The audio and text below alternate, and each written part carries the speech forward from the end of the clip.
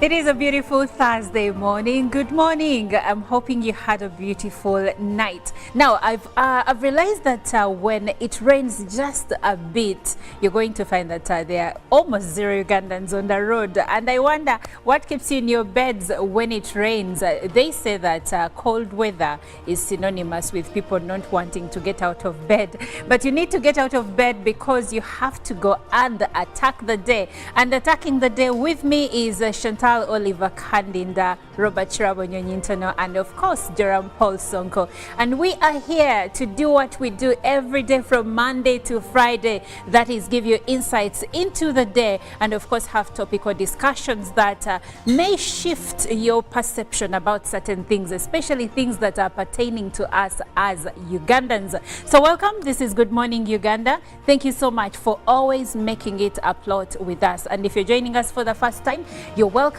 You will not be disappointed because this is where the real action really starts. But starting off with Jerome Paul Sonko, I'd like to know how his morning is and of course how his drive was coming to work. I do hate cold mornings at times. Yeah. Especially those terrible ones where we have rainfall.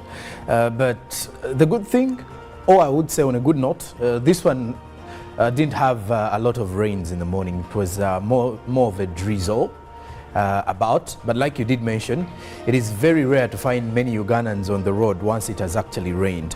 Now you'll come to realize that it's either at around 7 or 8 when traffic jam is going to start heating up. But as of now, most of the routes were all empty. Very few borders here and there. Very few, let's say, taxis, especially when you look at people who use taxis in the morning. There are very, very few taxis on the road, by the way, at such a time. It is only borders, personal borders, or what you could call, if you have your judge guy, you call them. And then also people who own their own vehicles in such a time. Because for public transport, most of the people are still in bed at this particular time, enjoying that warmth that comes with a blanket. Maybe it goes back to the professions that we chose. Some of us journalists, we don't have public holidays. We don't have, you know, the luxury of staying late in bed, especially if you're doing a morning show like this one. But good morning, Chantal Olive Kandinda. Good morning, Olive. How are you doing this morning? I am fine. You look nice in black. You know, it's a happy color. For me, it is a happy color. All right. I do love black. And I heard you and Songo talk about the drizzles. Unfortunately or fortunately, my side, it actually rained almost the whole night. So I got a bit of a chance to enjoy a bit of the rain warmth. But then I had to get out of the bed at a certain point, and it wasn't so nice, but well, here I am. Perfection calls. But anyway, today actually is also a day where we throw back to certain major events, and this morning we are throwing back to the time when we had the pandemic. Now, don't get me wrong, COVID-19 is still in existence, and some people, especially those who travel, have once in a while tested positive for the illness. But when we throw back, we are throwing back at the time when we had lockdowns, when even moving in the morning was against the law. And people like Chirabo who used to ride then and even now, I'm curious to know how they used to do it.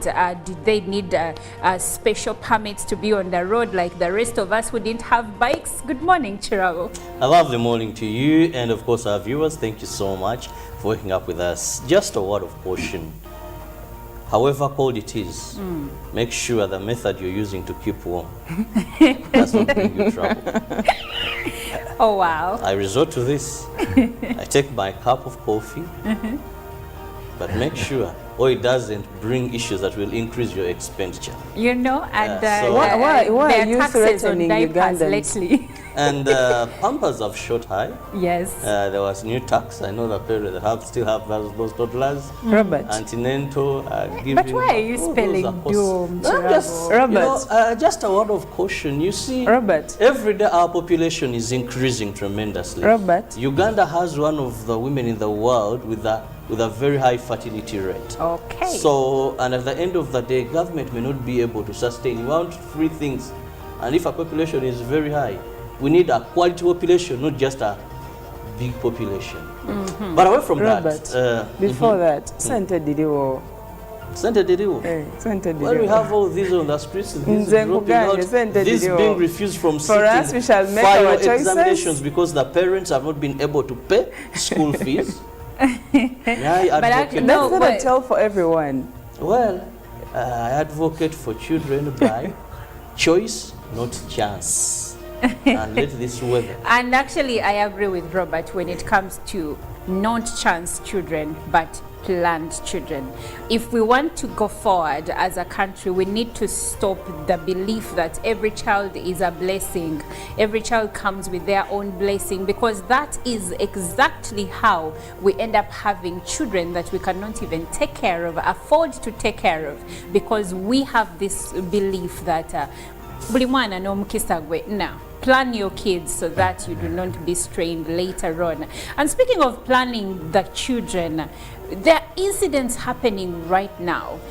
National exams are ongoing. Senior 4 students are sitting there end of that that section of high school, and in some schools, headmasters, directors, or school authorities are actually stopping the students from sitting their exams. We saw this happening at a school in Chiboga. We saw this happening at Progressive Secondary School in Chitintale. And what is going on, Chirabo? Because the last time I checked, if a student has been registered, they are not supposed to be deterred from sitting their exams, regardless of whether they have finished school fees or not. Uganda is a country that has a lot of laws and policies, but sometimes the challenge comes with implementation and enforcement. UNEP came out, the National Examination Board came out and was very clear that if you have fees defaulters and they are registered candidates, let them sit, but write to UNEP and give it a list of those people, so that when exams are out, this modern way of a child placing their index and they get to know what they scored or how they performed, UNEP will not release results of those particular candidates. Okay. They'll only be with the school. So when they come to pick their results, because still they have to go to senior 6, they have to go for vocational, they'll need these. No school will admit them without that and without your recommendation. Then hold on to that until they clear and they pay. But it's very foolhardy and very hurting and very torturing, by the way, psychologically to these children. They have spent 4 years in school. Some have been with you for the last 4 years, and now here you are, and you think, I hope government takes serious punishment against school administrators that are doing this. And I like the way students of Progressive Student Yes. did that level of solidarity. Where they all refused to enter the examination room and decided to stand with their fellow students until when they were allowed into the examination. But like Robert said, how is the mental health of, the mental aspect of this student that has had to first go through this trauma of being refused to enter the examination and then going into the examination after a lot of struggle? Earlier, before we came on air, Sonko called this wastage of parents' time and money. Sonko, when you see something like this, and someone, because people come from different backgrounds, and some parents really struggle, because I don't believe there is a parent out there who wants their children to go through this, especially at an important time like this. What does that evoke within you?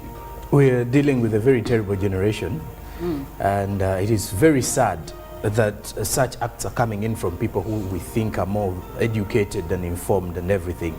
Because if a head teacher, chooses to harass, I would actually call it harassment, to harass students who are going in for an exam, and at the end of the day you expect other fellows to start doing their exams minus being worried about their... Imagine if you have a friend of yours, you've been through the entire revision process together, and in the morning you are told they are not going to, to sit the examination. At the end of the day you're also scared or you're worried, so that means your concentration while in the paper also is going to be very minimal, and the chances because of failure, someone you care about has failed. Yeah. And also looking at parents, Now, parents here, in most cases, when you do have a candidate, you're as well trying as much as you can to make sure that your child clears the school fees. I doubt if we have parents who just leave their candidates to just go out without paying school fees. So to the parents, I can only imagine if I was a parent, I think such news would actually even stress me out the entire day. Imagine you're out there wondering where you're going to get the school fees, and then you hear your child has actually been, sent out of the examination hall. All those are scenarios whereby, as a parent, you start getting worried. And why I'm saying we are dealing with it with a very dangerous generation is because we have very many selfish individuals. That is so selfish of a head teacher, honestly. And like Chirabo has said, with the measures that UNEP put in place, write to UNEP and tell them these are the students that have not completed school fees, so that UNEP can hold these examinations. Because believe it or not, the parent will definitely have to look for money if they want to have the results of their children. But if you deny a child the paper, then what happens if the parent pays for school fees the following day after the child has already failed? And you know, when you miss an exam, for instance, this was a geography paper, and this very incident happened to a friend of mine when we were in high school. She had not cleared fees, and geography was starting. She was a few minutes late, and they refused her to enter the exam because she was at the management offices trying to clear, and she had to repeat senior 4 because you get grade X. This is a compulsory paper. If you miss it, it means you will not be graded, so you will have to repeat that class. And of course, this is costing you and the parent money and even time. Chantal, don't you think that this is where privatization of the education industry has taken us, and we are now paying? You would want to look at it from the angle of the schools. Now, quote me well. What happened and what is happening is very unrealistic, especially because if you're saying this is a measure that you're using to control these kids and make sure they pay, or the parents and make sure they pay, you still have control at the point when they're picking their results. So either way, you still hold some power. I don't think it's right for you to go ahead and, and stop these kids from doing the exams. But also, some schools are really stretched thin, and maybe even during that time of exams, they're struggling to make sure that they get some money to come in to buy more portion for you guys who are going to complete your exams. I'm trying to be as open-minded, as objective as I can be, trying to give a benefit of doubt to some of these schools, especially because they've not come out to give the internal reasons that they never talk about. But either way, it is wrong. I believe it can be achieved. You can achieve your results in a much better way. Well, that being said, we still send our warm regards to Senior 4 candidates all across the country. We pray and hope that you pass your exams with flying colors.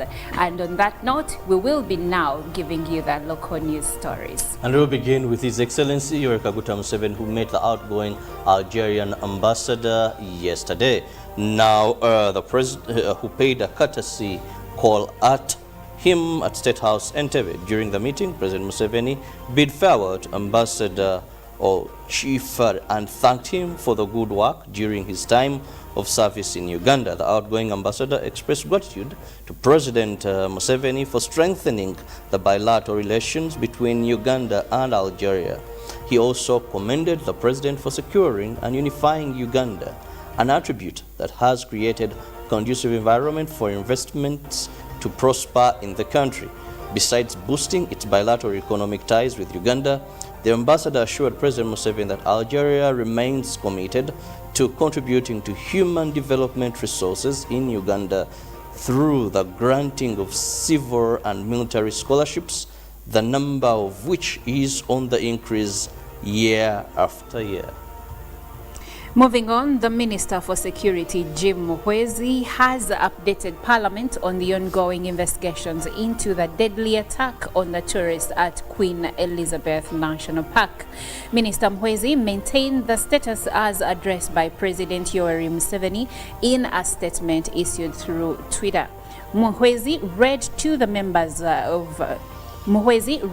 members the president's statement, which, among others, entailed a detailed way forward as far as investigations are concerned. Meanwhile, security has deployed heavily at the Queen Elizabeth National Park at the scene of suspected terror attack. The scene of crime has been cordoned off for much of the day as the police forensic officers collect samples to aid with the investigation. The incident has terrified the residents of the area due to the rampancy of the attacks and the rising death toll.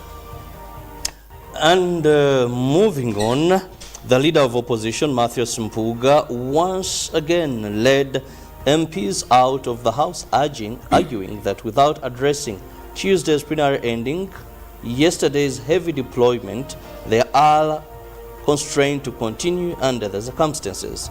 The MPs also demanded answers why UBC TV, NTV, and NBS were banned from streaming live yesterday's plenary proceedings. Opposition members of parliament once again walked out of plenary protesting queries, among which included heavy deployment around parliament and in the chambers, and also denying them a chance to table the video showing the alleged human rights violation by security operatives. And lastly, on the local scene, more efforts have been put in the fundraising process of the Busoga royal wedding of His Royal Highness William Gabla Nadiope IV. A royal banquet has been organized as part of the pre-royal wedding series at Kololo Independence Grounds to raise more funds. The royal dinner organized is slated for 27th October 2023 and is to give opportunity to friends of Busoga, corporate entities and other partners to be part of the royal celebrations. This shall be open to all guests and access shall be by card. A card costs 500,000 Uganda shillings to be paid per guest, while corporate tables are to cost 5 million shillings. The committee is to host other series of activities in Jinja City, including cleaning the Bugembe headquarters, health camps in preparation of this royal wedding. The royal wedding, dubbed Embage ya Mwenemo, will take place on 18th November 2023 at Bugembe Cathedral, where His Royal Highness the Shabazinga of Busoga William Gabla Nadiope IV will wed the Inebantu Jovia Mutesi. Away from that, let's check what is happening on the international scene. We start off with President Joe Biden, who is going to be addressing the nation today about the wars in Ukraine and the conflict between Israel and Hamas in a primetime speech from the Oval Office. The White House announced Biden will address the nation to discuss our response to Hamas's terrorist attacks against Israel and Russia's ongoing brutal war against Ukraine. The speech will take place at 8 p.m. ET. The timing of the speech underscores the consequential nature of both conflicts to U.S. interests, and it comes on the heels of Biden's trip to Israel to show support for the Jewish state and broker a deal to deliver humanitarian aid to Gaza. It also comes as the White House prepares to send a supplemental funding request to Congress seeking aid for both Israel and Ukraine. The total ask could reportedly amount to roughly $100 billion, also including funding for Taiwan and U.S. border security. And away from that, deadly Israeli air raids continue to pound several targets in Gaza overnight as residents mourn the deadly strike of Al Ahli Arab Hospital.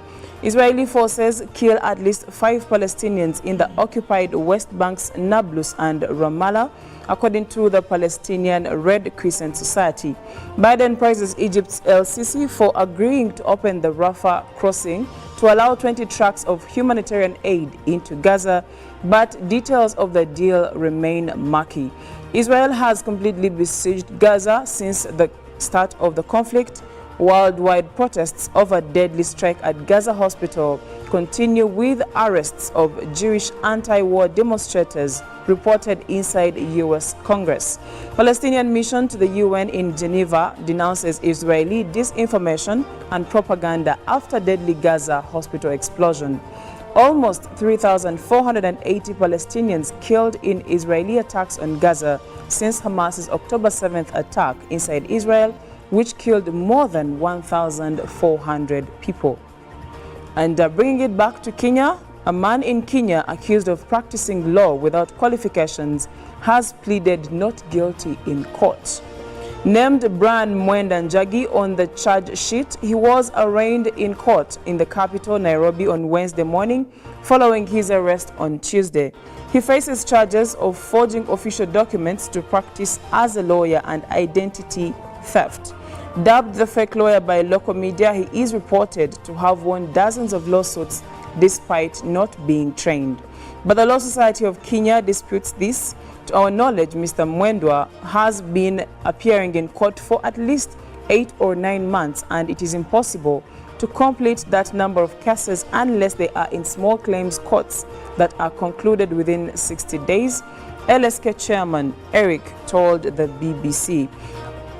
Our investigators show that he has a fake law degree from Strathmore University and a bar admission letter that has a fake signature of the late Chief Justice Evans Gicheru, who served from 2003 to 2011. However, he has been praised by Kenya's Central Organization of Trade Unions as a brilliant young mind who has succeeded without traditional qualifications. And speaking matters climate activist Greta Thunberg has been arrested in UK during a protest outside a gas and oil industry conference. Metropolitan Police Force in London said on Wednesday that the 20-year-old Swedish activist, who rose to international fame when she addressed a United Nations climate event in New York City, was among dozens of protesters charged amid a demonstration outside the luxury Intercontinental Hotel during the Energy Intelligence Forum. She has been detained by police or removed from protests in Sweden, Norway, and Germany, according to reports. Thunberg and 25 others chanted oily money out and sought to block access to the hotel on Tuesday, police said. They were then detained and taken to a police station. She was charged with breaching a section of the Public Order Act that allows police to impose limits on public assemblies. The climate activist was released overnight on bail, police said. Now, that is it for the climate news and also what is happening on the international scene. Well, thank you so much, Chantal, for that news update. Right about now, we take you through the press review. And with the press review, the New Vision's front pages highlights President Museveni assuring tourists on security this Thursday. The attackers will pay with their own lives. This is according to what the president has assured. Top renting paying government entities have been named. This is still with the New Vision today as the State House probes Energy Ministry official over extortion. That is another report. Now the obituary, Aliai, a budding tour operator, gone too soon.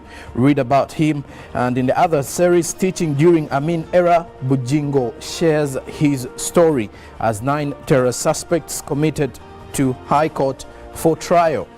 Now elsewhere with the Daily Monitor, security lapses in attack on tourists. President Museveni explains the ADF attack as tourists were on honeymoon, according to details. Eyewitness accounts as family mourns tour guide.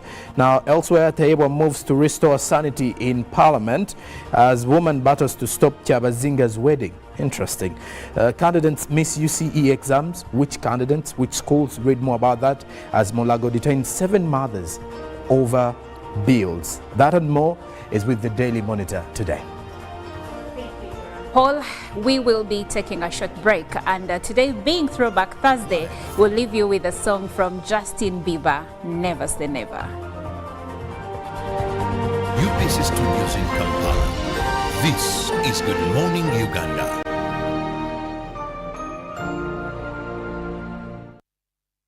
Never say never. Never, never, never.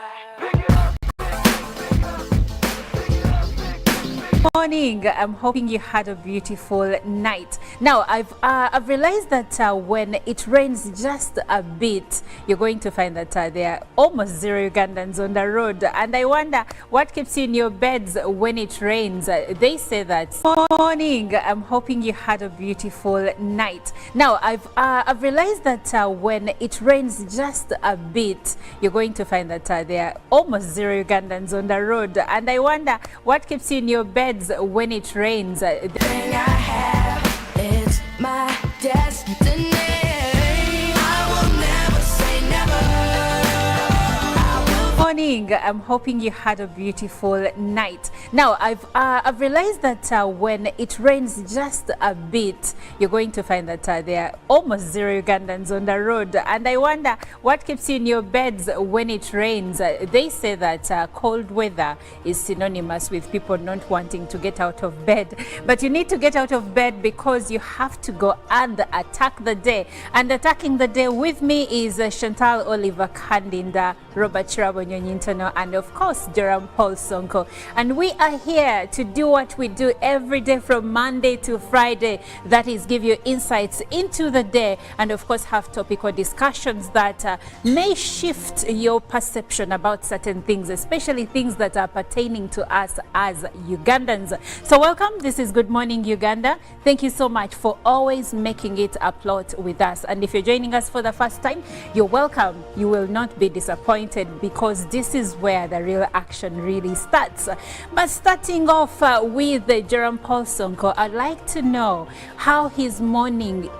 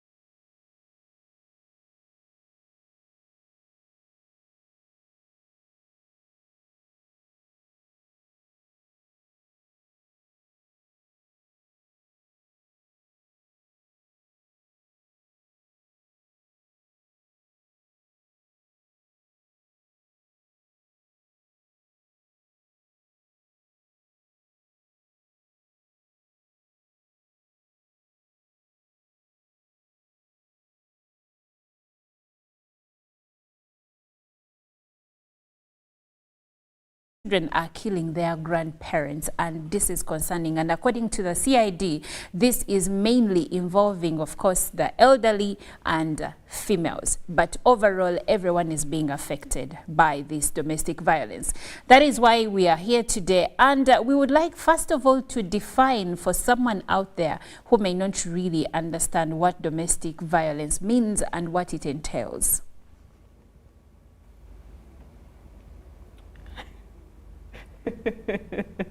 Well, Sanko, what's the problem? No, I'm thinking deeper about these situations that normally occur during domestic violence, especially when you look at women and from the side of the male.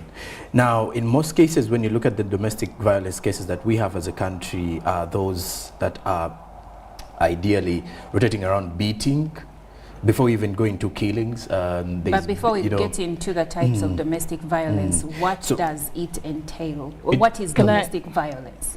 I think Sonko is still disturbed by the facts that you just put. He started me. Women beat their husbands. Yes. It is true, but what is domestic violence? When you talk about domestic violence, you're talking about a pattern of behavior and in any relationship that is used to gain or maintain power and control over a partner. So this is when you talk about, usually when you talk about domestic violence, the first thing they think about is beating. But I mean, there is emotional violence.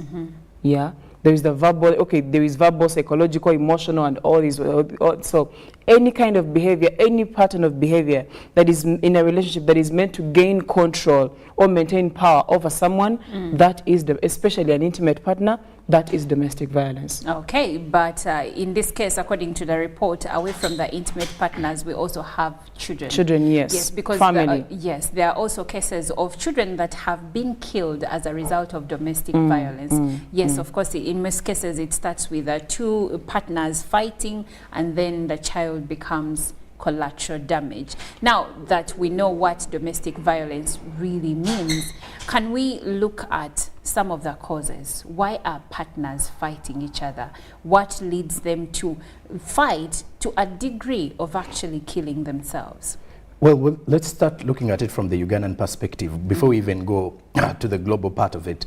When you look at the Ugandan perspective of what is leading to domestic violence cases here and there, one would actually, first of all, look at the misunderstandings that normally rise up from different families. Obviously, as human beings, there have always been misunderstandings, or misunderstandings normally occur in situations whereby at times someone may say a thing, or someone may do something that you will not be happy with. And that is where some of these misunderstandings start from. And in most cases, once misunderstandings start, or once the misunderstandings come in, how you handle them depends on the mental maturity of the both of you, or one of the two parties.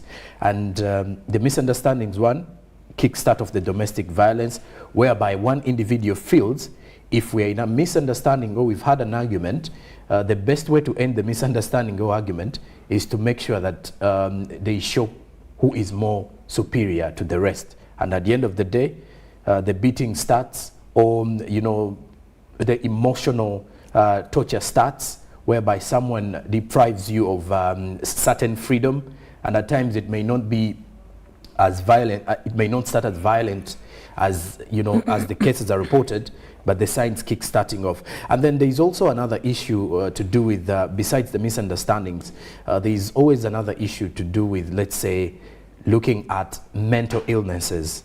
There are individuals, in most cases, who have mental traumas, or who have actually had a record of either way having had mental illness back in the time. And once it starts to develop, slowly by slowly, it comes back hitting them. That trauma comes back hitting them, and in the long run, they start acting violently, only because of the fact that either way, they experienced it back in the time, and it's just following suit, and they may actually think this is the only way to end an argument or to show who is more superior than the rest and all that. Then there's another one that will be alcoholism. If you're to look at some of the cases of also violence or domestic violence, goes back to alcoholism, as well as use of different substances such as drugs and all that. When you look at the cases whereby most of the targeted victims in domestic violence are either females or the children. And when you look at the survey as well, you'll get to realize most of the women who are actually beaten up by their husbands, it's either the husband had actually gone out to a bar, drunk up so much that he returned drunk, very abusive at the time, insultive, using very vulgar language at that time, and the best way they do is only beating up anyone who comes across them in case you're not fitting into their agenda of thought. And also, beside the alcoholics, looking at the use of substances, this is also a very terrible cause of domestic violence. People who actually use substances and they cannot even control their emotions at times end up fighting or beating up their colleagues, their partners, and all that. And then there's also an element of poverty in most of the societies.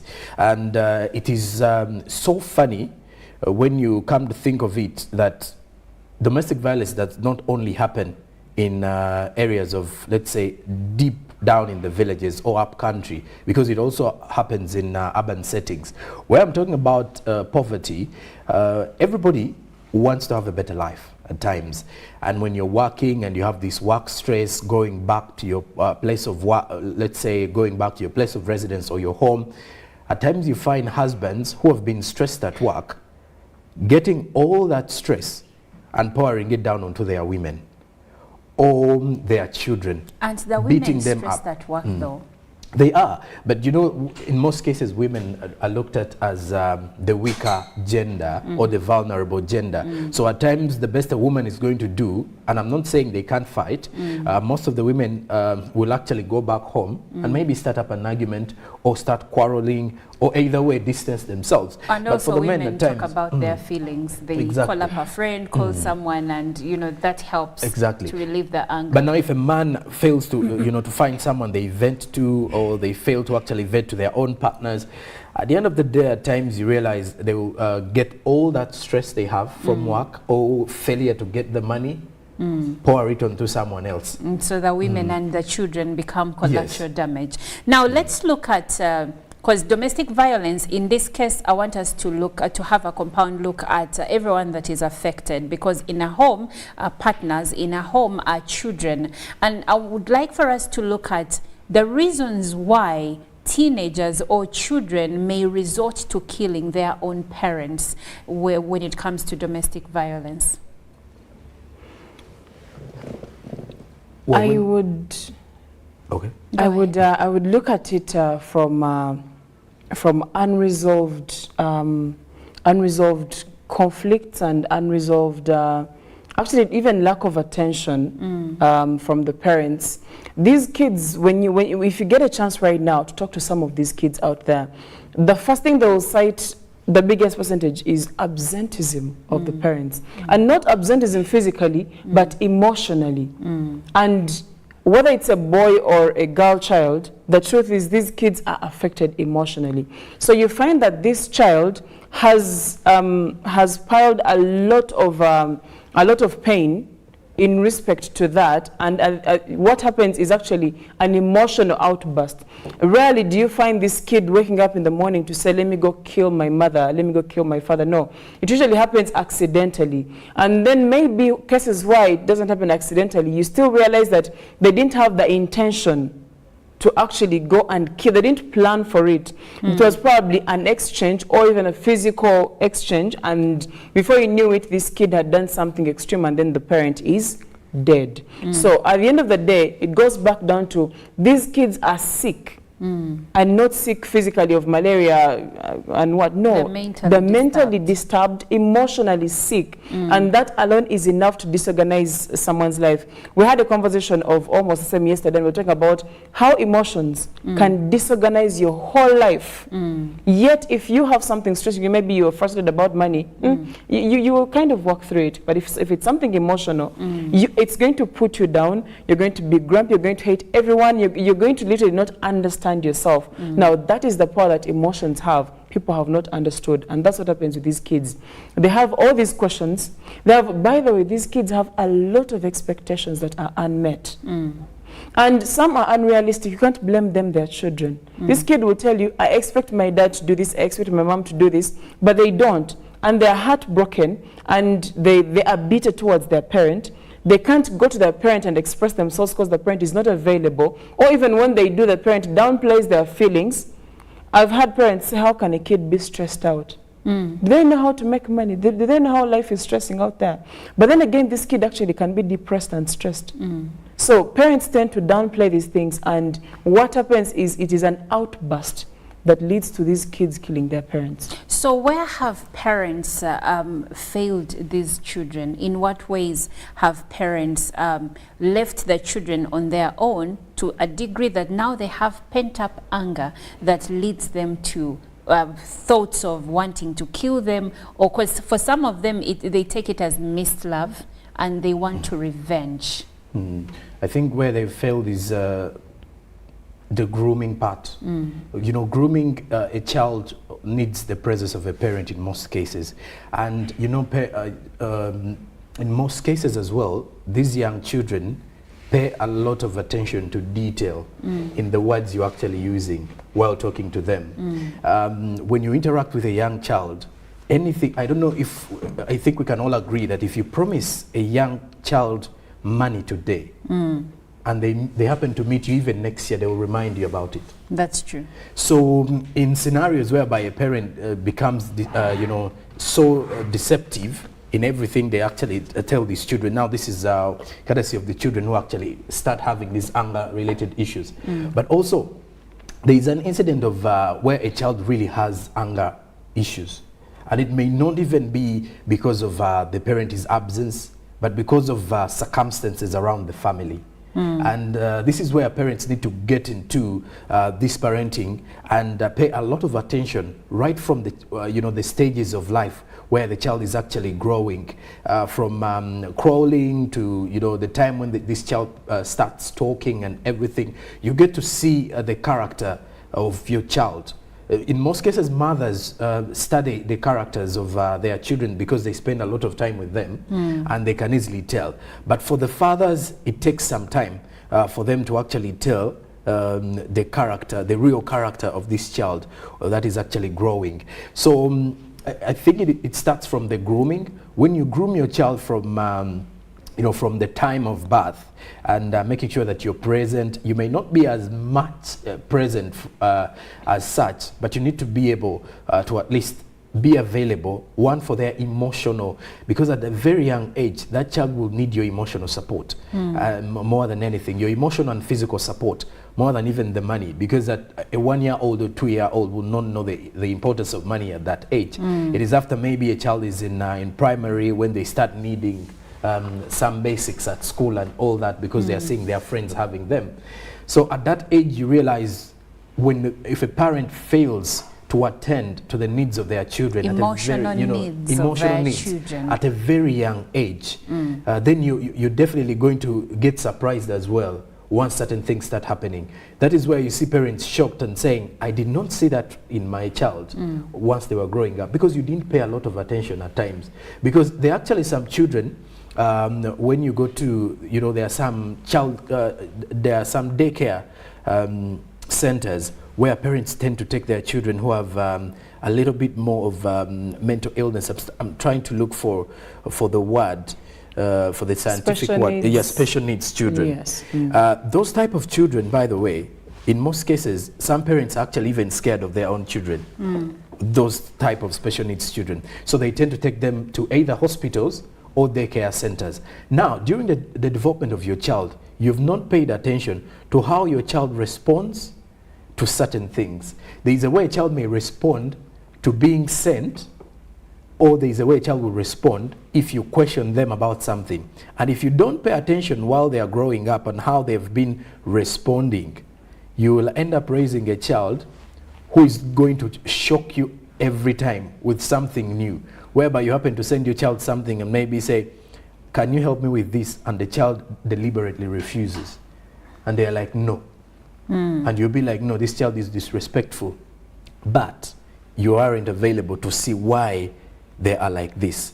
So there's a lot of attention we need to pay as parents or even guardians who take up, roles of parenting these young children as well, because these are characters that start from the grassroots. And once a child's character becomes more comfortable within, it is very difficult to tame while they're actually growing up. And that's why we've seen some of the children, either a teenager going ahead to respond to their fathers or mothers, regardless of, they don't even care about the tone they are using. A mother calls the son will just respond anyhowly, like as if they're talking to their own colleagues. So once you actually, a parent who has actually accepted that in your child, then in the long run, once the child gets to, to actually have the confidence of beating you up, then you definitely know the confidence was from you. Exactly, because we teach people how to treat us. Exactly. And this includes children too. This week, the Leader of Opposition in Parliament, Mathias Mpuuga, blamed the erratic behavior of some members of Parliament on the environment where they were raised. And this gives credence to what Sonko is saying, because if someone has been raised as an unruly, entitled child, this is going to show up in other facets of their lives, whether when they become leaders or they have offices of power. In any facet of their life, this is going to come through. And unfortunately, yes, sometimes parents will do a good job and children will turn out differently, but sometimes it is something that was lost, or a red flag that was ignored when they were still children and parents just looked the other way. And in Uganda, we normally say that akacha mama mira boka golola kamenye kabumenye, basically saying that if something is grown a certain way, maybe it is crooked and you try to straighten it up when it is way older, you're going to just break it. And this is what is happening. But now going back to gender-based violence, statistics show that 56% of married women aged between 15 to 49 in Uganda reported having suffered physical or sexual violence by a husband. 56% of women. This number is quite high. And Sonko gave us some of the causes of domestic violence, but I believe there is more there. There was one important one I even forgot. Okay. There is a high level of insecurity with Ugandan men. I don't know if it's Ugandan or why African are they insecure? men. I don't know. But the insecurity is within. When you happen to interact with some people who have actually happened to be in either long relationships or long-term relationships and they've actually failed, it is either your husband or the man is insecure about something that you either don't know. And the insecurities in most cases are stemming from childhood. It's either this young man grew up from a family, an extended family setting, and either way, they've seen occasions happening that as a man, you need to, to tame this woman to make them believe that you are the main character. So either way, society puts it currently that, women have a habit of cheating here and there. So you get to realize that some of them push all these insecurities onto these young women. An insecurity of either way, if you feel you cannot provide for your woman and seeing your woman getting something that you don't know where they've actually got it from, the insecurities start popping up. You're like, now there's someone in in their life. It's more like if you have your woman back home and all of a sudden things start happening and she's succeeding very fast, and you start questioning where this success is coming from. So at the end of the day, an argument erupts.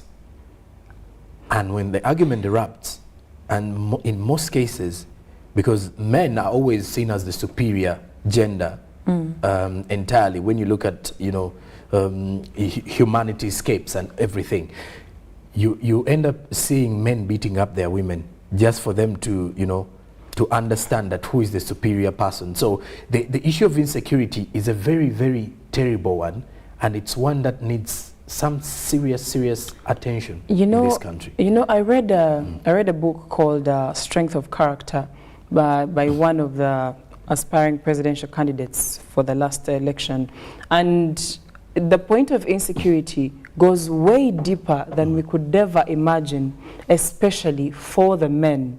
And when you get time, especially you, Sonk, when you get time, try to read about it.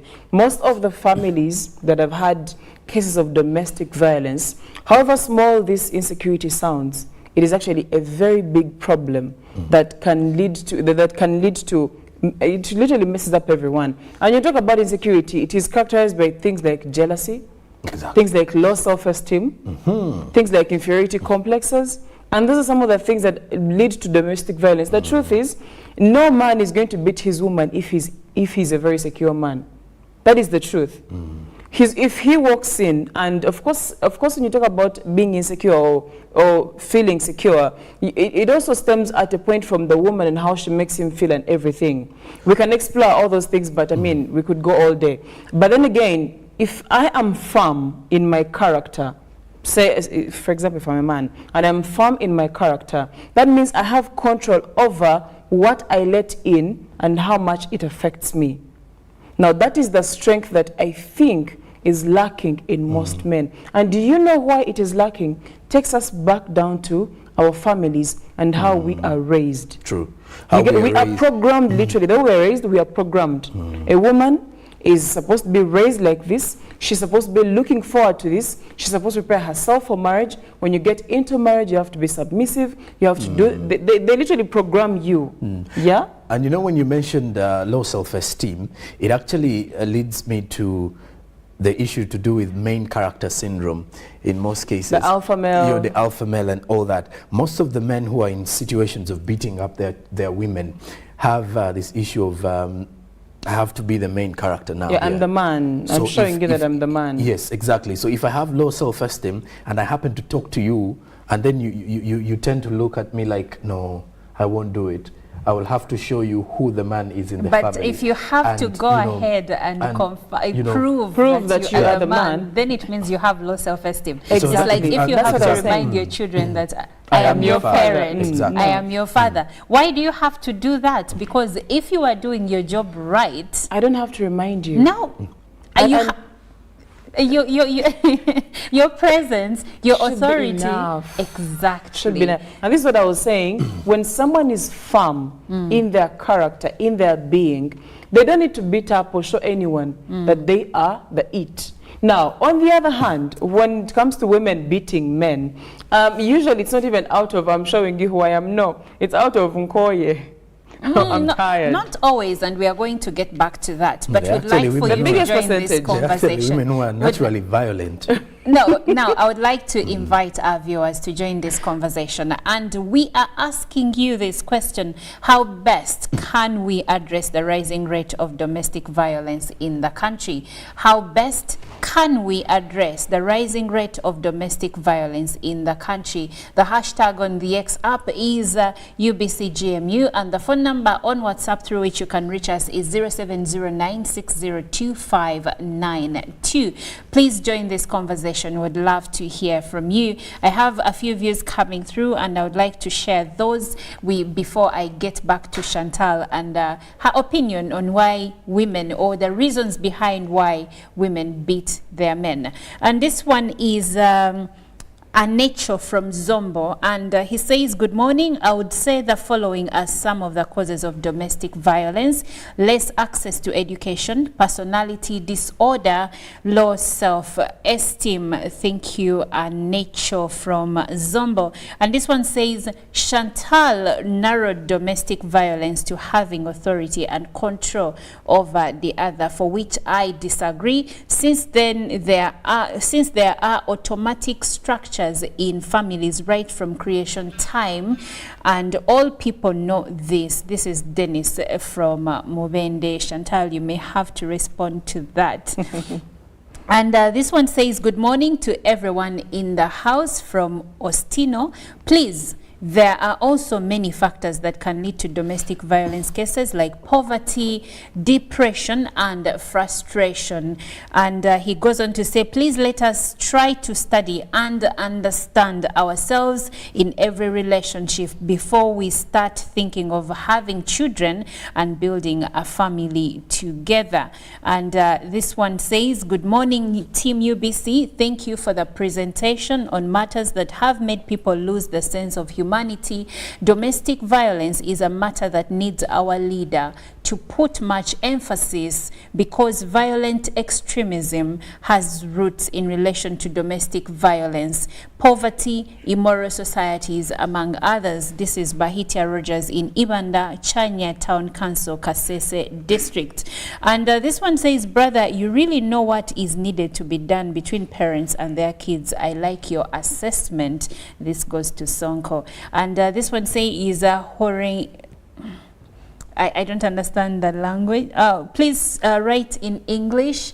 I understand you chose to use Swahili, but we can only use English. Thank you very much. And this one says, good morning, family. Domestic violence is brought by various factors, but the major one is poverty, which later breaks down into other causes. Once huge poverty is in the family, peace fails to prevail. That's when a woman can disrespect a man. That's when a man can start quarreling out of the blue. Children can feel rejected and abandoned. Men start over drinking, and some even resort to drugs. Psychological issues rise, cheating kicks in, trust is lost, among others. All that mess is 70% sparked by poverty. Fine. 30% of the families can also be stable and last with poverty, since factors like trust, peace, and love are there and are the key, but these are the minority. It's funny, but we need to fight poverty in families to mitigate cases of domestic violence. This is Cricket Derek Gagamel from Makinde, Luafu. And this one says, good morning. It's unfortunate gender-based violence is rampant in our community. The challenges today is mainly poverty, and it has resulted to all this. Besides, the men are being tortured out there and are quiet and affected emotionally, ending up into suicidal tendencies, and the government needs to revise some of the policies too. This is Paul from Gulu. Now, Paul's comment takes me back to what Chantal wanted to say earlier about women who abuse or who beat their husbands. What were you saying? The biggest percentage of women that resort to violence, they are motivated by a need for self-protection. Mark my words, the biggest percentage. There is that need for self-protection or justice of previous continued assault. So by the time a woman resorts to domestic violence, it's a form of protection for herself. That's why I said, Aba Akoye. Okay. Because naturally, except a few circumstances or a few scenarios, a woman is not a violent person. No. A woman is more vulnerable, is more fragile, you know, and stuff like that. She's softer, she's nurturing and everything. We are not raised to be aggressive in such a way, physically especially, with the people and how we handle them. No, we're not raised to be like that, naturally. There are cases that are in there because we can't be all perfect. But the truth is, it is motivated by a need to protect oneself. That is why most women resort. I was trying to draw for you the reason is as to why men might become violent and why women might become violent. A woman, the biggest percentage or primarily stems from a need to protect herself. The man, it is usually from a point of insecurity. And now insecurity encompasses all these other things that we've been talking about that could lead a man to being violent. But the two compared, self-protection and insecurity. So what does the law say about domestic violence, and a person that is going through domestic violence, how can they approach it legally? One, you would have to go and file a complaint, especially in the area where the assault is taking place. So if you are with your partner and you're living in, say, you're living in Ntinda, then you would have to go file a complaint somewhere in Ntinda. Now, when you make this complaint to a local court, like I said, in the area where the victim or perpetrator resides, when the court receives this complaint, they make record and proceed to hear the matter.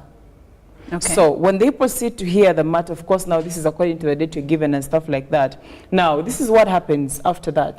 The person is either given a caution, depending on how deep this goes.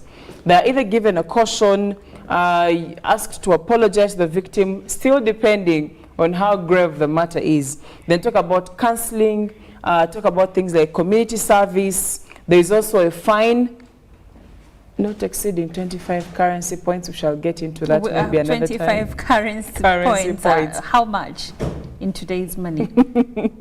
This thing needs to be revised. That looks like very little money. You remember how at one point they were saying, this is a bit away, they were saying that if you catch a man with your wife, that man you've caught pays you 600 shillings. You had that. Wow. Yes. That's why I say some of these things need to be revised at a time. But yes, there is a compensation, especially where there is now damage. There is things like reconciliation if the matter can actually be resolved and the two are able to stick together. There is restitution, there is attachment and sale, among many other resolutions that could come from one filing a domestic violence complaint. Okay. Now, I still have more views, and Stephen Mosisi says women should learn to respect their husbands.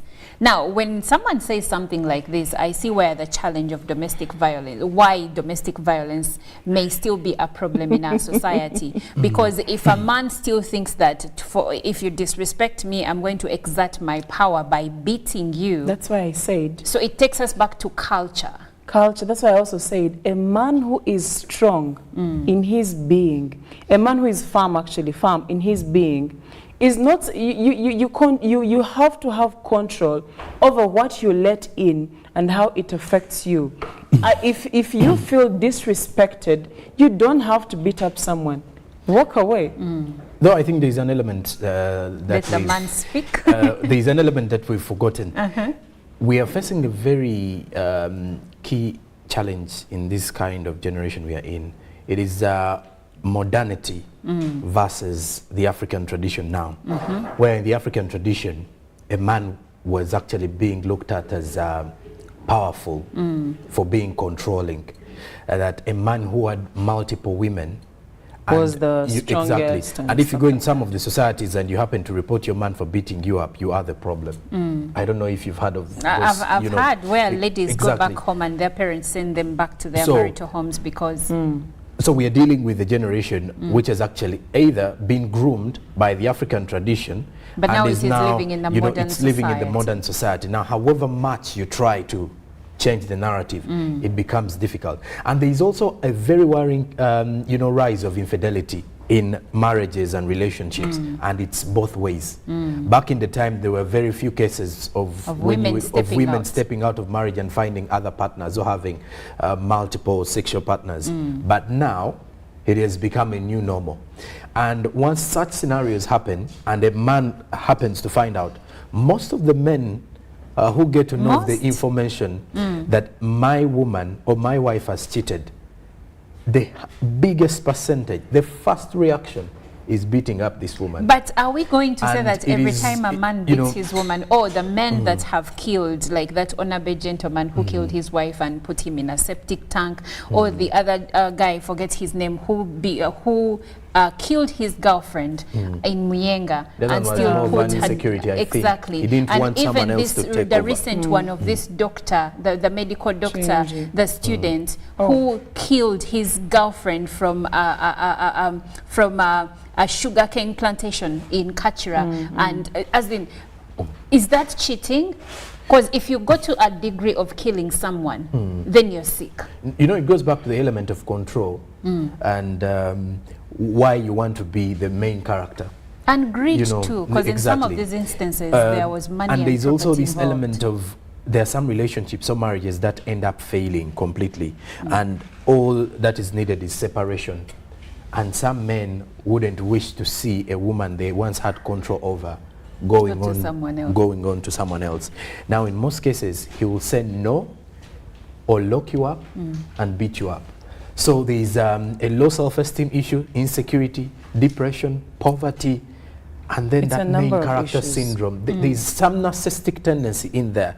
I wouldn't want to go deep into that. You have to be narcissistic to beat up someone, honestly, to assert your authority. But as we close, Chantal, in a few, how can couples resolve their issues without resorting to domestic violence? Thank you so much, Olive. Now, there is a lot of self-help content that is out there, but it also starts from recognizing that we need help. The moment we recognize that we need help, we will know where to go for the help, who to talk to for the help, how to get the help, and then that is how we actually get out of these scenarios that we are facing. Short of that, if I'm in denial of what I am and how I should handle it, or if I need help, then there is no way you're going to even help me out. Well, thank you so much for being a part of Good Morning Uganda, and of course for sharing your opinions. Many views came through, and I thank you for that. Now, as we close, Regan Clinton says that domestic violence can be curbed by being united and friends who resort to solve misunderstandings openly, which will boost confidence. Remember, putting others down does not raise you up. There is never a good reason to be abusive or violent towards anyone. And that will be my last message to you listening, to you viewing. You do not have to resort to being violent to solve your issues. You can go back to the round table and have a conversation with your partner, because this is not a child. You see, even today we are going away from beating our children and using other corrective measures. Even in schools, corporal punishments where the government halted them, they are now illegal. So why are you beating your partner? You know, we have to go back and rethink all of these things. And as parents, we need to be emotionally available to our children, because our not being present emotionally, they interpret that as rejection, as not being loved, and in the end it can bring fatal results. My name is Olive Monica Najima. We'll catch you again later in UBC, in the GMU business.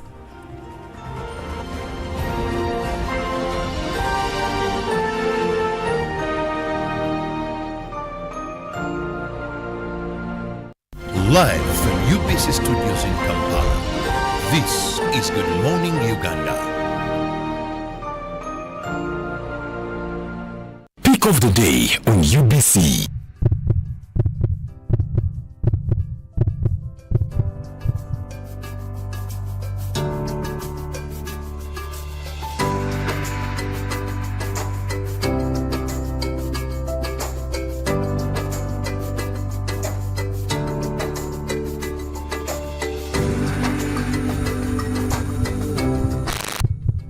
Was brought to you by MTN Momo Pay is the easy way to pay. Dial *165*3# or use the MTN Momo app. You don't need cash. MTN Momo Pay is safe and free.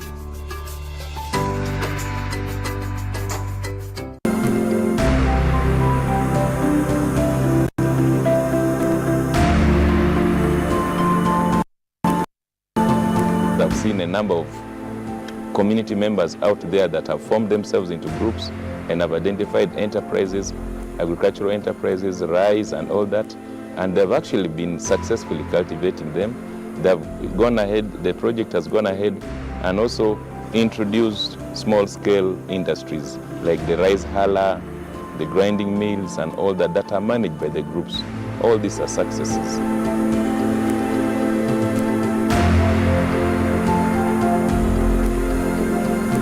So, you are ready to invest in Airtel's initial public offering? Good choice. I'm going to show you how to do it straight from your phone. First, you're going to want to make sure you have a Securities Central Depository SCD account. Dial *185*85# from your Airtel number. choose Airtel IPO purchase from the available options. Enter your valid national identification number when prompted. Before you purchase, there are a few things you need to know. The minimum purchase is 2,500 shares. The share price is 100 Uganda shillings. Select the number of shares you wish to purchase. Choose your relevant broker for the purchase. Enter your Airtel Money PIN to confirm the transaction. Congratulations! You receive a confirmation message of your successful purchase.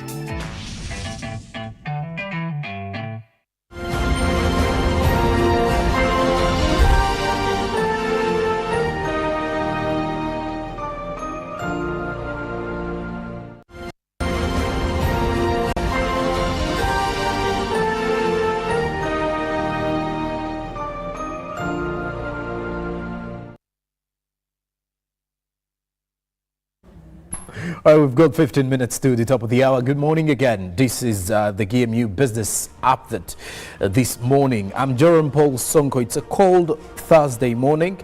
And